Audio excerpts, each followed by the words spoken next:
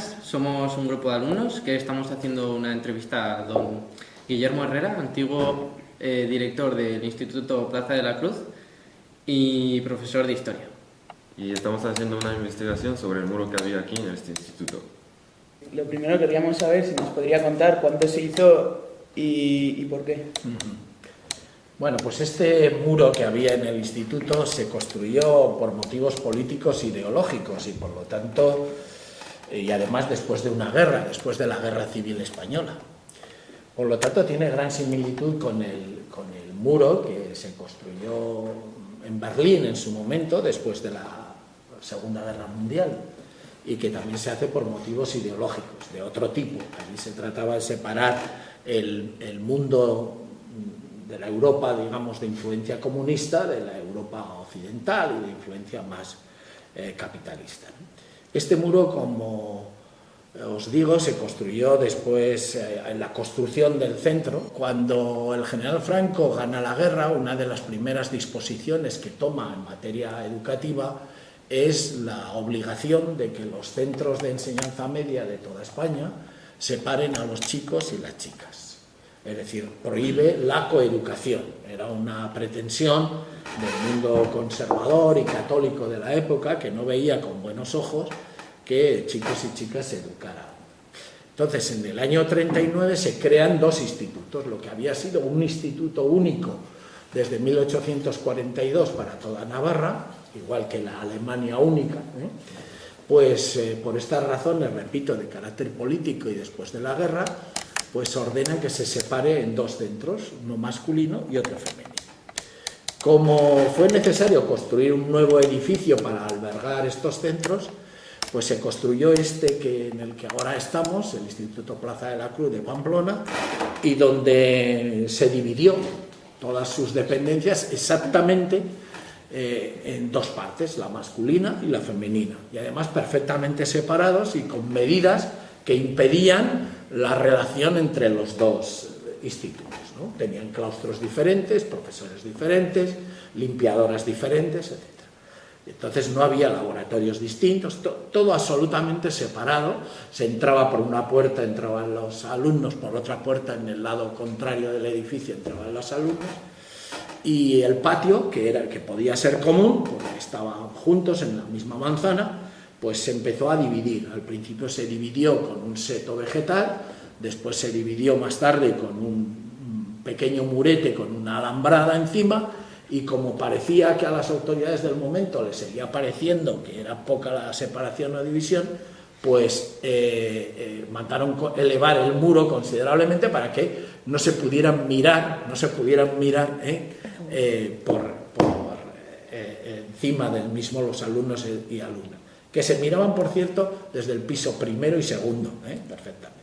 Más preguntas.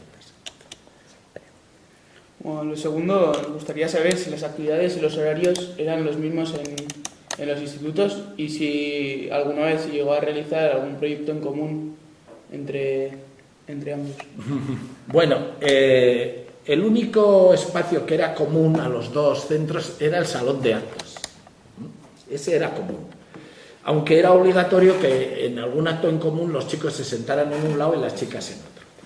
El único acto que hubo en común era el cine, que se proyectaba en aquella época todos los domingos. Y fue siempre un foco de conflicto, siempre fue un foco de conflicto porque había mucho follón, no se callaban, había ruido. Hay que tener en cuenta que el salón tiene 750 plazas, entre lo de arriba y lo de abajo, entonces había muchísima gente, ¿no? Ese fue el único proyecto en común. Y al principio había algún festival de Navidad o de Santo Tomás de Aquino, que era el patrono, donde al principio participaron conjuntamente. Pero hubo tal bronca, tal tensión, incluso algún altercado de desorden, tal, que especialmente el Instituto Femenino prohibió que en adelante siguieran compartiendo el espacio con él. No había, por lo tanto, prácticamente ninguna actividad en común. Procuraron entrar siempre a la misma hora y parar y hacer los recreos al mismo tiempo para evitar el ruido que provocaba que uno saliera un rato antes que otro. Aún así, hubo un periodo de 2 o 3 años donde se empeñaron, eran tan autónomas las directivas que hubo horarios distintos y había una protesta permanente porque cuando no eran unos eran los otros los que estaban en el patio y se hacía muchísimo ruido que molestaban a las clases. Por tercero, nos gustaría saber si hubo algún grupo de alumnado que se reivindicó contra este muro y en qué año ocurrió esto. Bueno, las reivindicaciones por el derribo del muro, empezaron muy a final de los años 60, diríamos que 69, 70. ¿En qué consistían las reivindicaciones entonces? Que seguíamos bajo el régimen de Franco, por lo tanto no era fácil que esto se realizara. Pues básicamente consistía pues, en lanzarse mensajes por encima del muro, hacerse señales por la ventana con el jersey o con la bata y por algunos carteles, algunos gritos que aparecían ¡abajo el muro, abajo el muro! Y hubo, sí, incluso a veces hubo sanciones porque chicos o chicas ayudados por otros se asomaban por encima del muro, constituyendo esto un acto que parecía terrible, ¿no? Debo decir que fueron más reivindicativas en esto las chicas que los chicos, que se asomaban con más ganas y tal. Pero luego ya en los 70, ¿sabéis qué ocurrió? Que a los mayores les empezaron a dejar salir libremente durante el recreo a la plaza. Y por lo tanto la plaza ya se convirtió en un encuentro de relaciones y se bajó la tensión sobre el muro, como os ocurre ahora, que los mayores seguís saliendo al recreo a los alrededores y solo los más pequeños pues se quedan dentro del patio, aunque ahora convivan en él, porque el muro se cayó, como no sé si os lo he dicho, en 1995, al fusionarse los centros. También nos gustaría saber si entre los dos centros había grandes rivalidades, como en las dos Alemanias en el caso de las Olimpiadas, o si se llevaban bien entre ellos. Pues rivalidad hubo una rivalidad de carácter académico, básicamente, ¿no? Por el prestigio, por el nombre que podían tener, había una rivalidad sobre todo para ver quién obtenía más alumnos en primer curso, o quién obtenía mejores resultados al final. En aquella época había reválidas, que se hacían unas pruebas finales del bachillerato, y entonces había unas reválidas y los resultados de uno y de otro se publicaban en la prensa con comentarios, ¿no? Con comentarios sobre cuál de los dos había resultado mejor. Por lo tanto, había una rivalidad que podríamos decir relativamente sana de calidad educativa. Luego había una rivalidad entre el profesorado de uno y otro centro y sobre todo los equipos directivos, siempre considerando más o menos cualificado a uno respecto al otro, ¿no? Entonces había comentarios donde siempre se decía pues, que un instituto tenía un profesorado de más calidad, más competente que el otro, ¿no?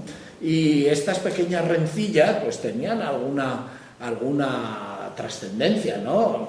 Sobre todo porque las relaciones eran correctas y educadas, pero bueno, el único momento en donde el profesorado tenía alguna convivencia real era con motivo de la comida de Santo Tomás, que se debía hacerse una comida única, pero esto hubo muchos años que no fue así, porque cuando las rencillas pues siempre nos parecía o les parecía a unos y a otros que eran mejor tratados o mejor considerados. Y luego había una rivalidad terrible entre el personal de administración y servicios y de la limpieza, ¿no? Como el salón era común y lo tenían que limpiar las limpiadoras de uno y otro centro, pues había los clásicos comentarios de quién limpiaba más y cuál limpiaba menos. Y como el pasillo tenía que ser a tal, pues a veces dice que se echaban la basura de un lado al otro en ese tipo de convivencia. Mi impresión, por lo que yo he estudiado e investigado, pues es que el príncipe de Viana, el femenino, tuvo siempre una mejor consideración social y académica en la ciudad que el masculino. La razón puede ser efectivamente porque el profesorado estaba más implicado, era el nuevo, porque el que heredó el antiguo instituto fue el masculino, pero también por una razón. Colegios religiosos masculinos había muchísimos en la ciudad y femeninos muy pocos. Y por lo tanto el grueso de las hijas de la burguesía pamplonesa venían al Príncipe de Viena. Pero los profesores del Instituto Femenino, sabedores de esto, cuidaron con un especial esmero, con actividades de todo tipo, tenían coros, danzas, fueron los primeros que hacen viajes de estudio, los primeros que crean una asociación de padres, los primeros que crean y dan charlas de formación para los padres. Y el Ximénez masculino siempre fue un poco a remolque. Esto que, en fin, teniendo en cuenta que yo soy del Ximénez del masculino, pero fue así. Sabemos que en Alemania, cuando se derribó el muro, hubo una gran liberación entre la gente. Y bueno, pues aquí fue igual cuando se derribó el muro. Al final fue el derribo del muro, la gente se volvió a unir. ¿Y qué supuso? ¿Qué supuso? Pues mira, si tuviéramos que comparar la alegría de la caída del muro de Berlín con la alegría de aquí, debo decirte que hubo una gran alegría en los alumnos y alumnas. Se produjo una alegría y una normalidad absoluta, pero absoluta, sin ningún problema. Se produjo una integración perfecta. Entre los padres de familia, bueno, algunos más o menos, pero tampoco hubo ningún problema. Tuvimos reticencias en el asunto del profesorado, porque claro, pues dos departamentos que cada uno tenía su jefe, uno, por ejemplo, en historia había dos jefes, pues claro, uno tenía que desaparecer y hubo algún recelo de fusión, de locales, de compartir espacio, hasta el punto tal que yo creo que durante 10 años por lo menos el profesorado antiguo, cuando hablaba de las dependencias del instituto, seguía diciendo en el masculino y en el femenino, 10 o más años. Pero bueno, como se nombró un equipo directivo único, pues diariamente el diario pues hacía que las cosas se fueran suavizando.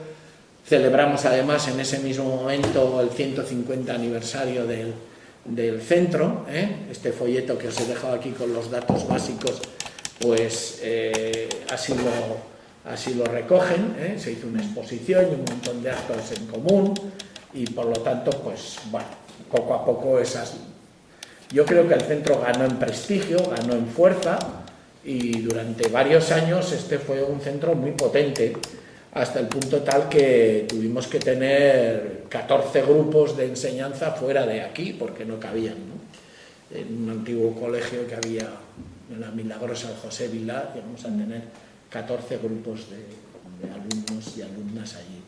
Es decir, que el centro como tal salió bastante reformado.